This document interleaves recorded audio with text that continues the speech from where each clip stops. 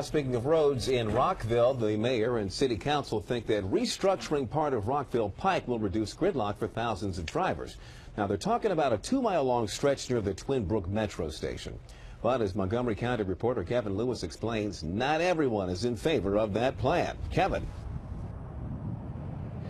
Well, Leon, consistency or a lack thereof, that is the issue here. These towers behind me, they make up White Flint, which more or less wants a more narrow Rockville Pike. But as you walk with me here, we're now entering Rockville city limits, and the Planning Commission here in Rockville sees Rockville Pike in a whole different way.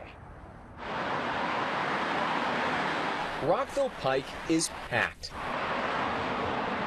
And so the city of Rockville wants to rebuild the roadway from White Flint to town center, most notably adding 2 continuous lanes in both directions. We don't want to see any more pavement than what's necessary. Howard Feldman is pushing for a more walkable community. He says more lanes means more problems. I can't imagine somebody getting caught in the middle of the light and not being able to cross and being stuck in traffic. I worry about the elderly. I worry about children crossing the street. So better for bikes, better for pedestrians. Rockville's Planning Commission approved the controversial proposal back in June.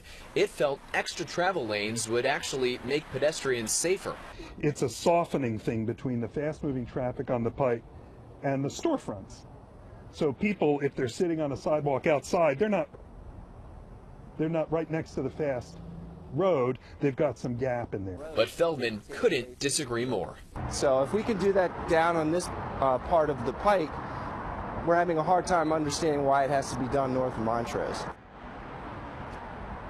Well, as far as the timeline goes, these proposed changes are still years away, but the time to make your voice heard is now. In fact, the deadline for public comment in Rockville is tomorrow. We are live in Rockville. I'm Kevin Lewis, ABC 7 News.